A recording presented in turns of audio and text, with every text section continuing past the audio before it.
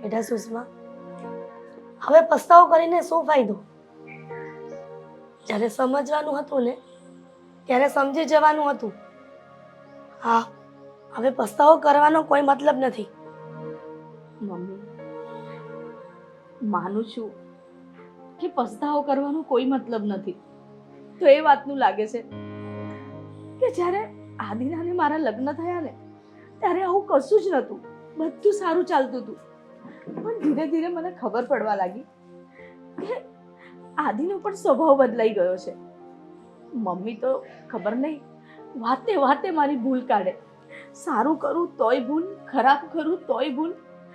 અને મને તો એ નથી સમજાતું કે આદિ મારો પક્ષ કેમ નથી લેતા, અને ઘણીવાર મારો પક્ષ લઈ પણ લે છે. અને એના મમ્મી તો મને આજ સુધી સમજણમાં નથી આવ્યા કે કેમ મારો વાંક કાઢતા હોય છે. મારો કોઈ વાંક જ નથી હોતો. બીમાર હોઉં તો હું જુઠ્ઠું તો ના બોલું ને, ભાઈને પણ ખબર છે ને કે હું બીમાર હોઉં તો મારાથી કશું કામ નથી થતું. તો પણ આ લોકો કેમ મારો વાંક કાઢે છે મને એ નથી સમજાતું. સુષ્મા, હા, લગ્ન પહેલા તને બહુ સમજાવ્યા હતી કે પ્રેમ લગ્ન રહેવા દે.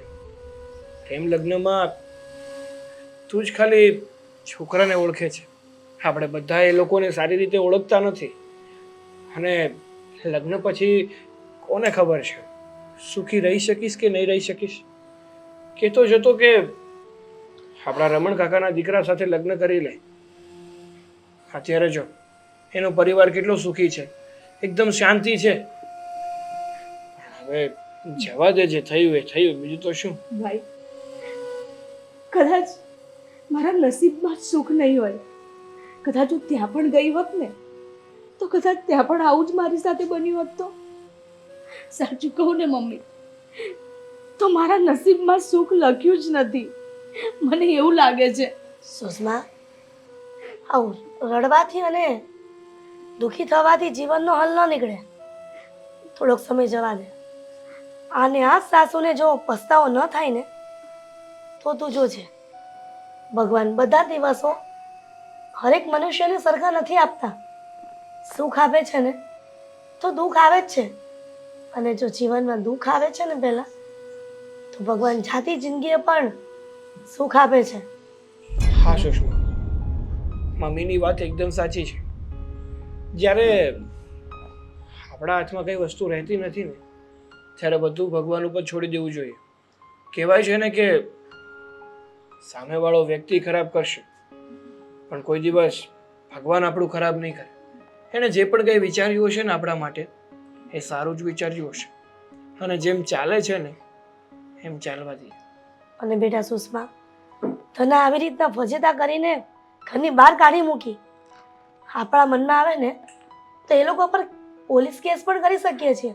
પણ ના, જો આપણે એના જેવા થઈએ ને તો આપણામાં અને એનામાં કાંઈ ફરક ન કહેવાય. એટલે સમયને સમયનું કામ કરવા દે. સમય જતાં બધું ઠીક થઈ જશે. મમ્મી, પણ આવી રીતે તમારી ઘરે તો જિંદગી નહીં જાય ને મારી. આજુબાજુવાળા મેણા ટોળા મારશે, કેટલું બોલશે. ભાઈ તો ગામની બહાર જશે ને તો પણ લોકો એને કહેશે કે વાંક તારી બેનનો જ હતો, એને જ બહુ પ્રેમ લગ્ન કરવાતા ને. ભૂલ મારી જ છે. સુષ્મા, દુનિયાને કહેવાનું છે ને બહુ સહેલું લાગે છે, પણ જ્યારે એના ઘરમાં આ પરિસ્થિતિ સર્જાય ને ત્યારે ખબર પડે છે કે એ લોકો પર કેવું વીતે છે. એટલા માટે ગામના મોઢે ગરડા ન બંધાય. તો એ લોકોનું જોવા જઈશ ને તો આપણે જિંદગી ક્યારેય સારી રીતે નહીં જીવી શકીએ. હા સુષ્મા, મમ્મીની વાત એકદમ સાચી છે. તું જાણે છે કે તું સાચી છે, હું અને મમ્મી જાણીએ છીએ કે તું સાચી છે. તો પછી બહારના લોકોને જે બોલવું હોય તે ભલે બોલે ને, શું ફેર પડે છે. અને જો તું ચિંતા નહીં કરતી, એવું હશે ને તો આપણે આદિકુમાર સાથે વાત કરવાની કોશિશ કરીશું. અને જે પણ કાંઈ આ ઝઘડા થયા છે ને એનું નિરાકરણ વિચારીશું. ના ભાઈ, અત્યારે છે ને મારા સાસુએ એમને ઘણું બધું મારા વિશે કહી દીધું હશે, ન કહેવાનું કહી દીધું હશે. તો કદાચ તમે એની પાસે જશો બી ને તો કદાચ એ તમને ગમે તેવું બોલી દેશે એના કરતાં તમે ના જાઓ ને એ જ સારું છે. હા, મને ભલે ને ગમે તે બોલે, જો મારા સાંભળવાથી મારી બેનની જિંદગી સુધરતી હોય ને તો મારે 2-3 શબ્દો સાંભળવા પડે ને તો પણ મને મંજૂર છે. જોયું ને સુષ્મા, જે તે સમયે તું તારા ભાઈને આ પ્રેમ લગ્ન કરવા માટે ન બોલવાના વેણ બોલી હતી, અને અત્યારે તારી દુઃખની પરિસ્થિતિમાં તારો ભાઈ અડીખમ ઊભો છે તારી બાજુમાં. એટલે કહેવત છે, પોતાના પોતાના રે અને પારકા પારકા રહે છે. પણ ચિંતા કરમાં, રૂમમાં જઈને આરામ કર, અમે છીએ ને તારા પાસે. હા, હું ચા.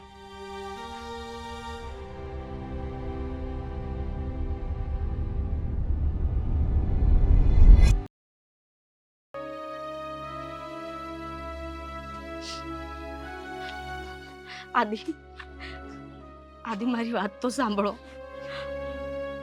બોલ ફટાફટ. જો મારો કોઈ જ વાંક નથી. તમને ખબર છે ને તમારા મમ્મીનો સ્વભાવ કેવો છે, અને એ વાતે વાતે મારો વાંક કાઢે છે. સમજી શકું છું, પણ જો સુષ્મા વાંક તારો હોય તો જ મમ્મી આવું કર્યું હોય. સીધી વાત છે.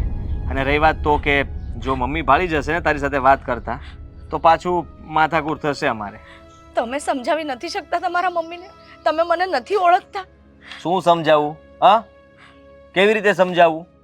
આ ભૂલ તમે કરો અને સમજાવવાના મારે, આ સારું કહેવાય?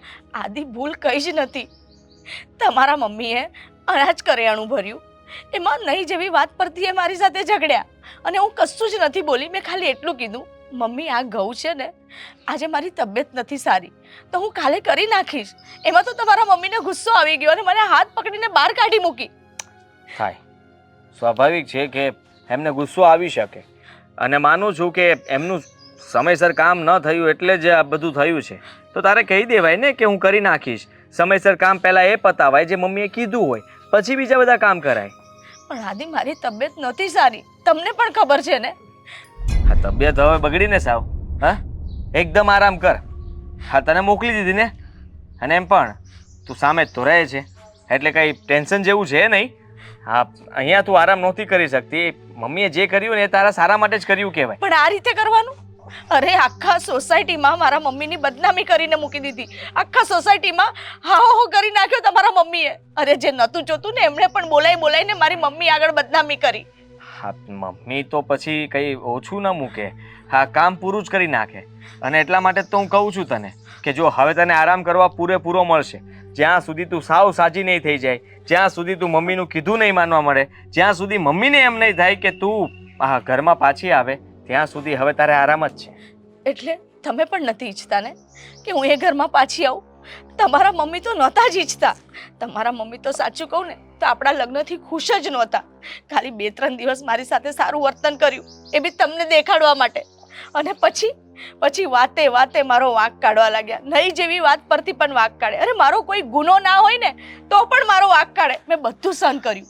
તમને પ્રેમ કરતી હતી ને એટલે. પણ તમે શું કર્યું? મમ્મી બોલે તમે ચૂપચાપ સાંભળી લો, એને કશું જ ના કહો, અને મારી પર તમે ગુસ્સે થાઓ. મારો વાંક શું છે આદિ? વાંક તારો નથી સુષ્મા, વાંક મારો છે. બસ સાંભળી લીધું તે.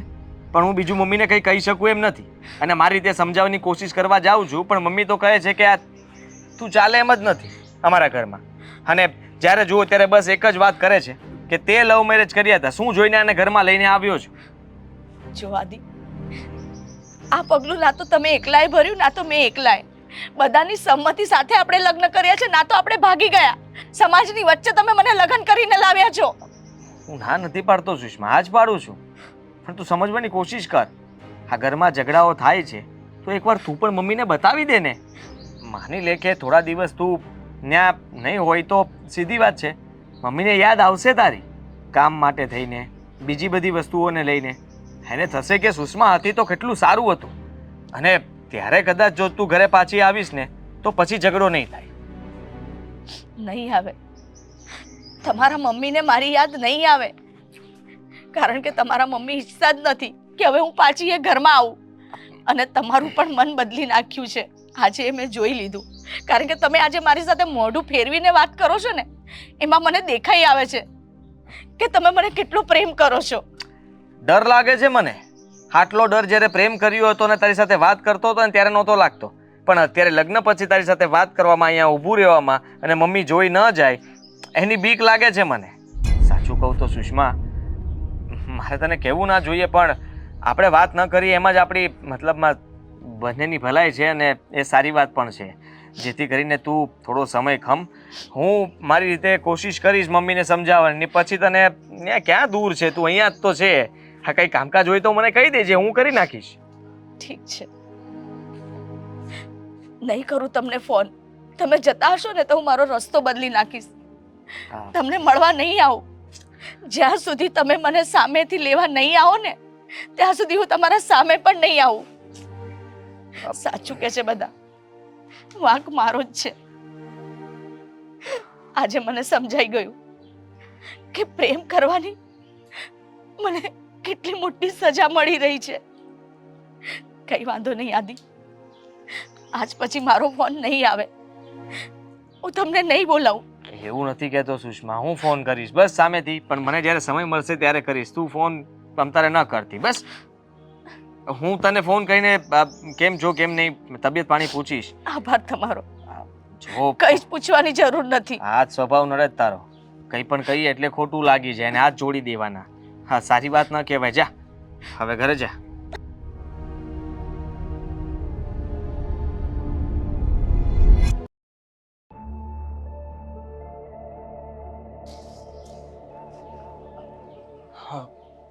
આદિ, બેસ હવે. જો આદિ, મારે તારી સાથે થોડી વાત કરવી છે ને. ખબર છે મને, સુષ્મા વિશે વાત કરવી છે. હું શું કરી શકું? મારો કંઈ વાંક નથી. અને મને છે ને આ રોજ રોજના ઝઘડાઓથી મતલબમાં કંટાળી ગયો હતો, એટલા માટે જે થયું બરાબર છે. આ મારા મમ્મીને પણ સમજ પડે અને સુષ્મા પણ થોડું ઘણું સમજે. અરે પણ આદિ, તારા અને સુષ્માના પ્રેમ લગ્ન થયા હતા. એકબીજાને તમે પ્રેમ કરતા હતા. બહુ કહેતા હતા ને કે તમે બંને એકબીજાને બહુ સારી રીતે સમજો છો. તો પછી આ સમજણ ક્યાં ગઈ? જો સાગર, સમજવાની કોશિશ કર ભાઈ કે હા, મને કોઈ શોખ થતો હશે, હું પ્રેમ હજી પણ કરું જ છું અને હું એને કંઈ દુઃખી કરવા નથી માગતો. પણ હવે મારા મમ્મી સાથે ખરાબ વર્તન કરે તો કેવું લાગે? અને રહી વાત તો કે તું તારું ઉદાહરણ લઈ લે ને.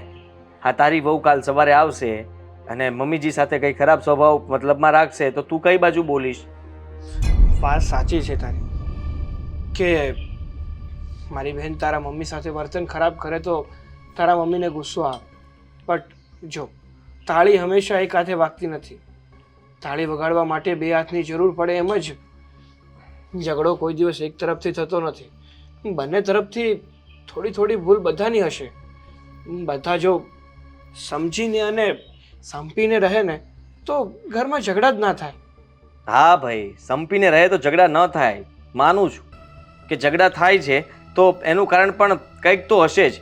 મારા મમ્મીનો પણ વાંક હશે, પણ શું કરીએ કે હા, જ્યારે જુઓ ત્યારે એકને એક માથાકૂટ છે. હા, કંઈ કામ બાબતે હોય, કા પછી કંઈ કામ ન કર્યું હોય એ બાબતે હોય, અને કા પછી કંઈ પૂછ્યા વગર અમે લોકોએ કંઈ ડિસિઝન લીધું હોય તો એ બાબતે હોય.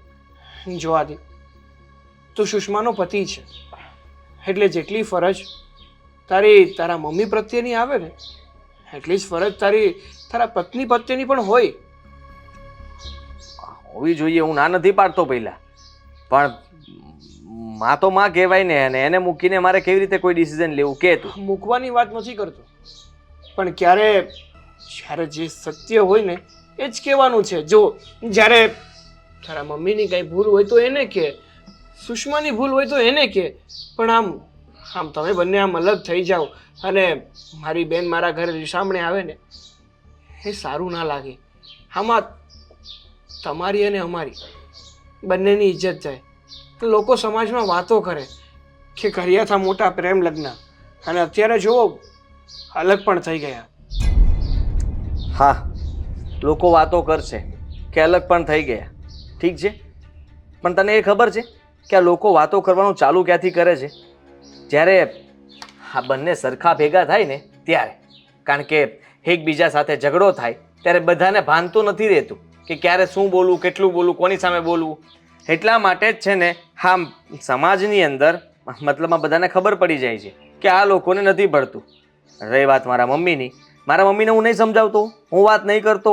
અરે કેટલી વાર મેં કોશિશ કરી હશે એમને સમજાવવાની, પણ જો હજી જ્યાં સુધી એ મતલબમાં ક્યારેય મને કહેશે નહીં સામેથી કે સુષ્માને તેડી આવો, ત્યાં સુધી કેવી રીતે બને? હવે ક્યાં મારે દૂર આવવાનું છે? હા બસ ગેટમાંથી બહાર નીકળ્યું એ તમારું ઘર, સીધી વાત છે.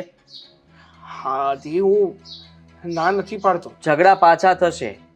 મને મન થાય છે કે હું સુષ્માને લઈને અહીંયા મારા ઘરે લાવી દઉં, બરાબર છે, પણ જો એવું કરીશ તો મમ્મી ફરી ગુસ્સે થશે અને ફરી પાછો એનો વાંક ગોતશે. હવે વાંક મળી જશે એટલે સીધી વાત છે, ફરી પાછું આપણે એ જ બબાલ કરવી છે કે મમ્મી એનો હાથ પકડીને બહાર તમારા ઘર સુધી મૂકી જાય. જો આદિ, હું વધુ કહેવા નથી માંગતો. જતું કરવામાં કોઈનું કંઈ જતું નથી. થોડુંક એ જતું કરે અને થોડુંક આ જતું કરે ને તો બંને શાંતિથી ઘરમાં રહી શકશો. બાકી તો આવું ને આવું ચાલતું રહ્યું ને તો આગળ જતાં તમારી ડિવોર્સની વાતો આવશે. હું તો જે પણ કાંઈ કહું છું ને તમારા ભવિષ્ય માટે કહું છું.